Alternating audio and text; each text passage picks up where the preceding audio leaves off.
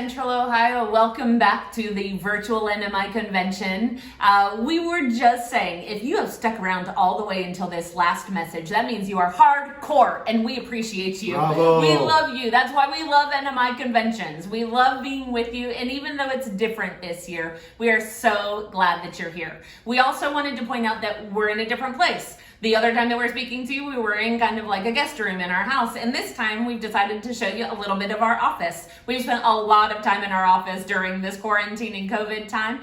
But that also means that you might hear some different sounds. You might hear the street sounds of motorcycles or car horns honking, or the lights might go out because we have rolling blackouts in the DR. That's true. And you might hear the generator pop on. If any of that happens, we're just going to induct you right into the missionary society with us, and we're going to bring you along on the ride with it. There's a society? That is. Wish I knew. That's right. He's a card-carrying member, and he didn't even know.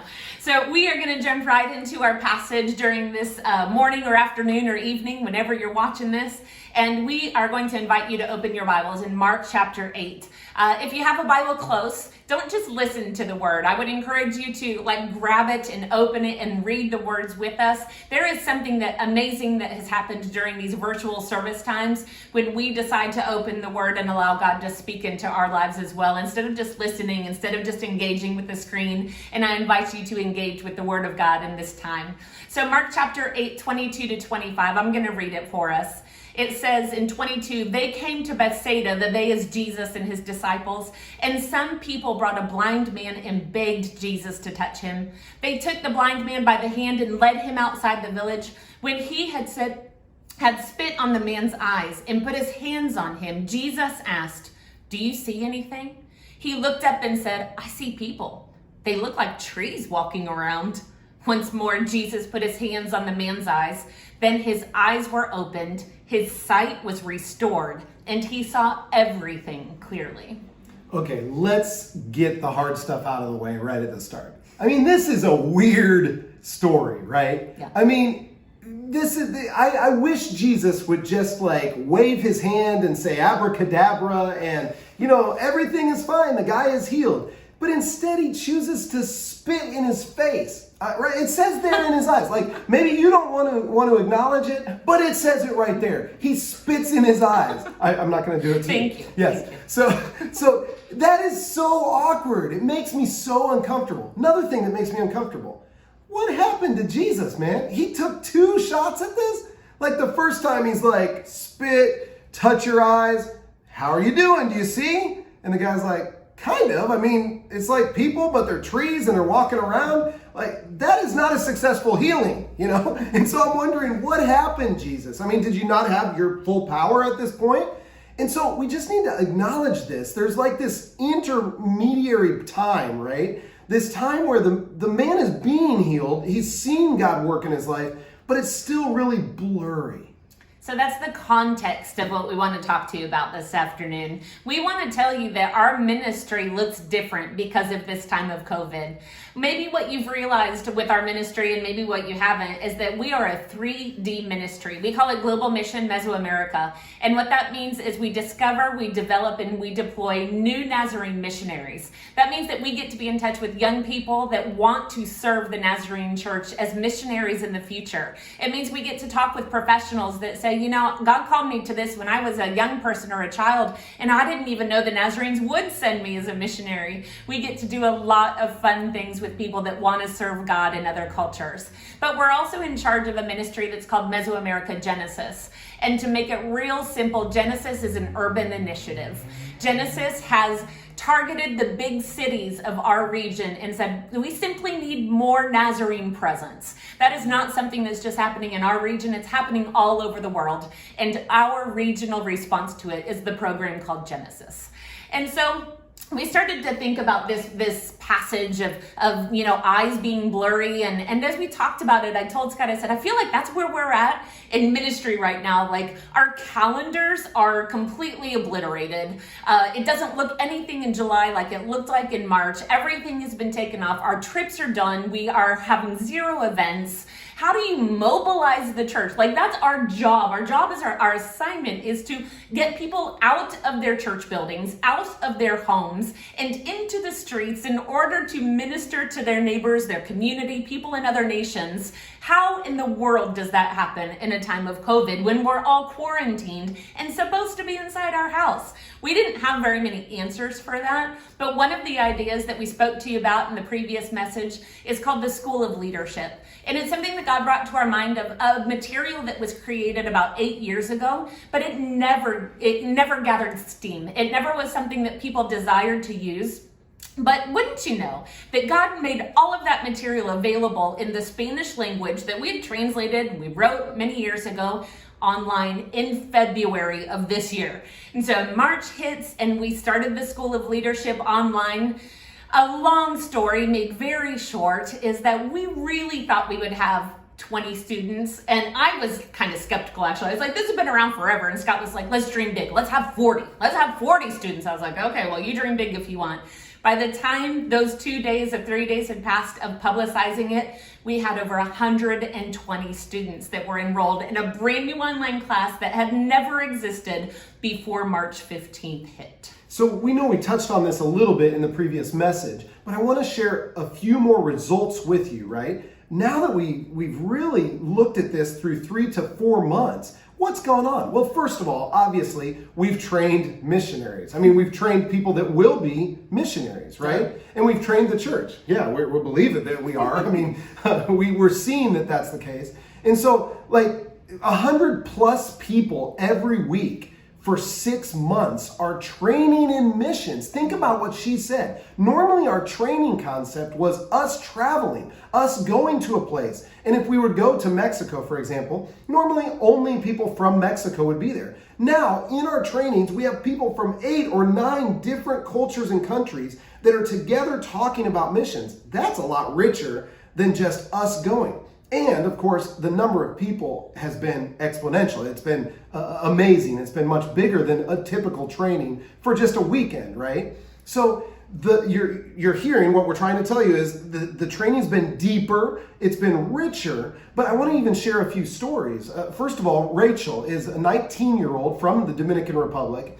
And I remember that we talked before about the electricity going out. There was a moment just a few weeks ago that she's involved in one of the classes and her internet and her lights just completely go out. And she doesn't have a generator and she was done with that class. Well, immediately, like when the lights come on a few hours later, then she has internet and she's able to text and she just says to our teacher that was teaching that particular class, hey, can I be in another module or another different class so that I can hear a little bit more about this? My church needs to hear every word of what you're saying. I'm like, well, praise the Lord. That's a student, right? Like she's not just absorbing it, and she does have a call to missions, but she's saying, how can my local church know about this? Oh, that gets us so excited. Second thing, another result that started happening through the School of Leadership. Well, it's provided what we like to call a seedbed of missionaries, right? Future missionaries. So that's a little different from what I'm saying in the previous result. Well, let me tell you about this. Some of you that like baseball, it's become like the minor leagues. It sounds crazy to say that because we didn't intend that when we launched this several months ago, right?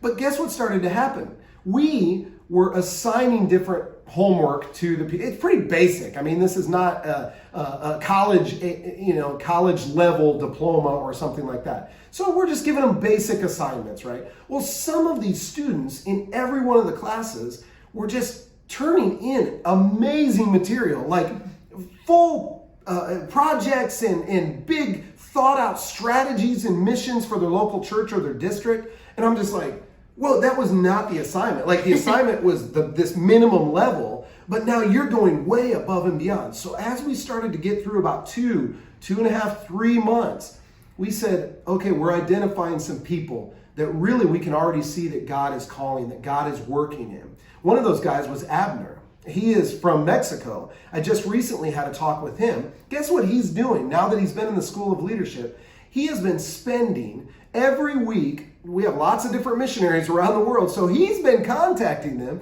He's been interviewing them and transmitting through Facebook Live or through Zoom all of these testimonies and all of these interviews. He's the main guy that's doing it.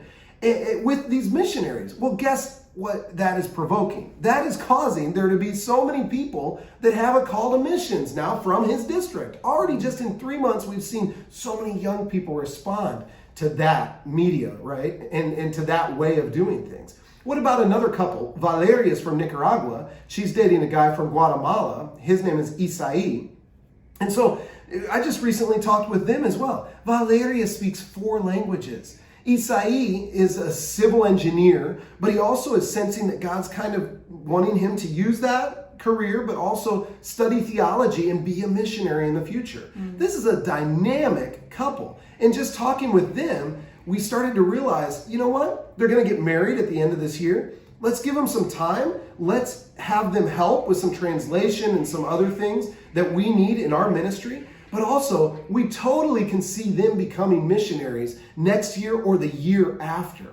Wow, God is doing some pretty cool things. But there's another result too that we weren't even counting on. Yeah, I think one of the things when I think about the School of Leadership that passes me personally is that out of the 6 classes that are being taught, 6 missionaries are teaching the classes. That's pretty special to be able to train a missional church, and missionaries are the ones that are training. And because they've had this shared experience, they have been able to form this really interesting support network during these days that we all know we've been reaching out in different areas. Maybe we need a different friend or a different relative to help bring us through certain things. And God has brought together this support network of missionaries that were disconnected. We all knew each other, but now they're connected again because they're teaching other people. But we've seen, I will tell you, church, that the minute that you decide to engage during this time, the minute that you say, God, I believe that you have something else, that the devil is going to start throwing stuff at you. The devil is going to say, hey, you're supposed to stay in your own box, and I'm going to do everything possible to make that happen. And we started to see that happen just days after we launched this class. One of our missionary teachers said, I really want to teach, but my laptop is completely fried.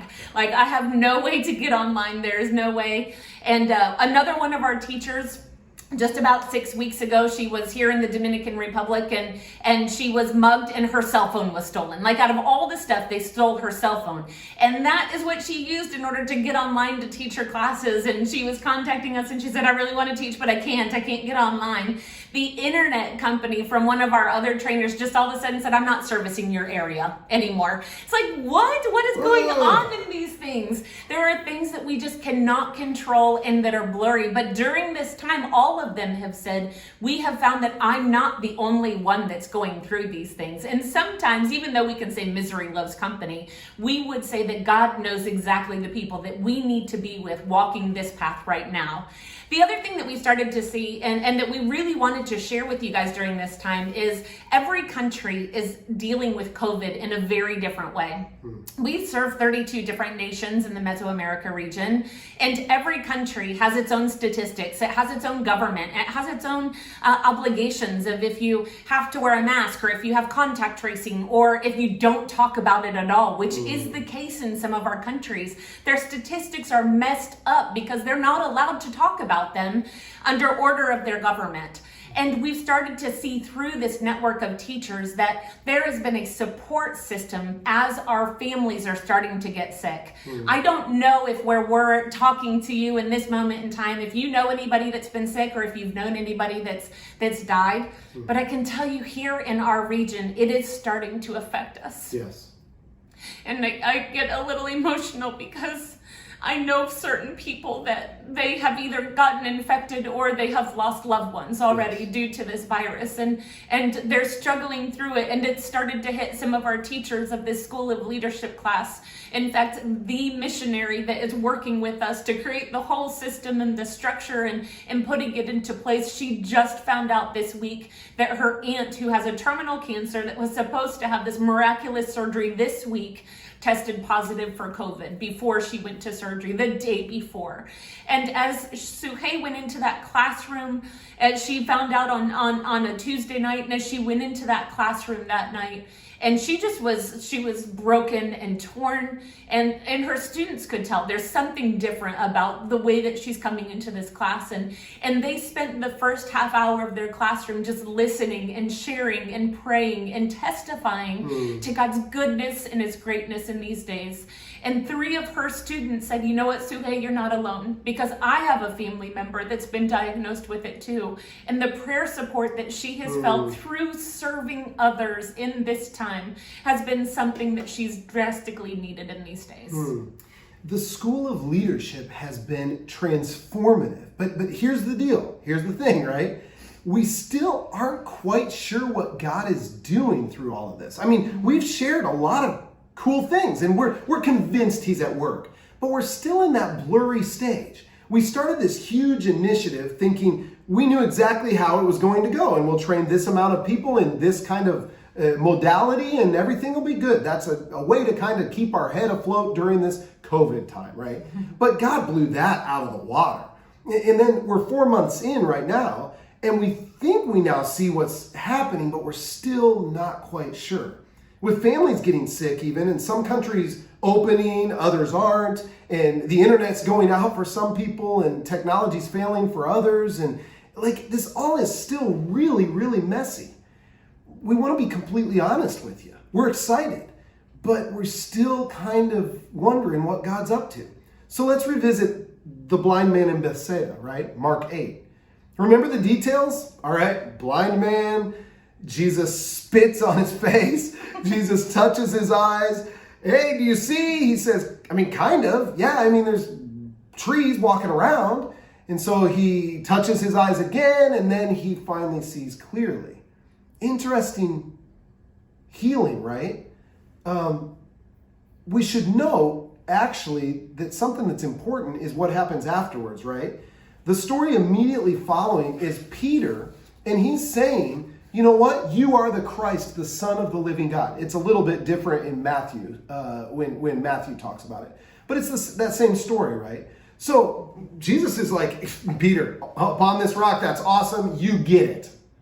But then right after, you guys know the story, right after, Peter is like, oh, no. Jesus is talking about being crucified. No, that's not what messiahs do. Jesus, let me guide you in a different direction. You clearly don't understand what being the Savior or the Messiah of our people is. And Jesus has to, what's the word I'm thinking about? I'm thinking in Spanish. He's got a Spanglish moment. Yeah, exactly. Rebuke. He has to rebuke him. Thank you. Exactly. Spanglish. All right. But he has to rebuke him, and he has to say, no, that's not what we're talking about. Mm-hmm. It's almost as if Peter is seeing, yes, something's happening in his life, but it's still blurry. So we have to start getting to the point of who we know Jesus to be. And the first thing that we have to say, this is not at all possible, is that Jesus just didn't have the power to do it. He's not like running low. He didn't forget to plug himself in at night like we do with our cell phones, right? Like he's God incarnate. He could have healed the blind man at one single time if he had desired to do so. We see it time after time after time through the Gospels. It seems like Jesus wants us to see something, because right in the middle of Mark is where he starts making this transition for the walk to the cross. And he seems to say, you think you're seeing clearly, but you still don't see 100%. That's what the disciples needed to hear from Jesus at that moment in time. Jesus, in this passage, moves from this miracle worker, from this amazing preacher, to being identified as a crucified Messiah. Like, how could the disciples have ever wrapped their mind around that? As they were listening to everything that Jesus was saying, they thought they were understanding, but they really had no idea what he was talking about. His words were registering, but sometimes they could only see just the blurry vision that he was giving them. And I don't think we can forget to mention the way he decided to heal. I mean, I can imagine, even sitting here listening to Scott, I can imagine Jesus literally just spitting on his eyes, right? That's gross. It is. I don't know about you, but I feel like that's gross. And I think God works in messy ways. Yes. And if you don't remember anything else from this whole entire message, go home thinking God works in crazy and messy ways. And sometimes to us, it almost feels inappropriate. Yeah. We feel like we can be indignant on behalf of the blind man, like, come on, Jesus, why are you spitting in the blind man's eyes? Don't you know that we're battling COVID-19 right now? Which brings us to something important. I'm glad you said that. What the heck is God doing in all of this? Like, have you ever asked that? I know we're supposed to be super missionaries, right? And super Christians, and just all of us. You guys are NMI. You know, you love missions, and you should just be crusading for right and have all the faith in the world. Haven't you wondered, just like us, what is going on? What is happening? Like, we can see that God wants to do some things, that's for sure.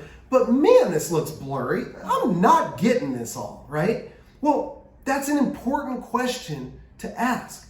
I mean, I'm not saying that God sent the pandemic. I'm not saying that. But he is a specialist in bringing beauty from ashes. Remember Isaiah 61? Bringing hope from despair. Remember that he is the specialist that can work crazy storms out into calming them and then causing people to grow in their faith and their understanding of who God is. That's his MO. That's who he is. That's what he does. So even if we find ourselves like seeing trees walking around and we think, I mean, is that what people look like? I mean, we've been blind for a long time. I mean, that's cool, that's great, but it seems like that is not what was sold me. That's not what I was supposed to see. Even if we're seeing that, it's okay. He's not done yet. Yeah. Even if you see in the midst of this pandemic, man, I'm Lord, help me, open my eyes, but I'm still not seeing clearly. It's okay. We're in the middle of it. Yeah. There will be a time when we can see clearly. Do we see how God is working in our ministry in these days? Yeah, I mean, we do. We told you some stories about that. It's way different than what we would have thought. But do we have a neat package of like, and here's how it's going to end up? We don't. We don't really understand it fully. And what about you guys? Like, what looks blurry in your life? Maybe you have, I'm going to challenge you right now as we're kind of finishing. Maybe you have a piece of paper and a pen. Maybe on your phone, you want to just go to the notes. You know, don't get distracted by other stuff. But, you know, just go to the notes and just say, what looks blurry to me right now? What looks blurry for my family? What looks blurry for our ministry? What looks blurry for our church? What is just like, yeah, I can see that God's working, but I still don't have it really figured out. You know what? That's okay. God's in that. God is still at work. And I would just say, in this time, with these restrictions, he doesn't want to waste a moment. He still wants to speak. He still wants to, in messy ways, touch you, heal you. We love to tell you we know how that's going to happen, but we don't. It's still pretty blurry. That's okay. We'll see clearly soon enough.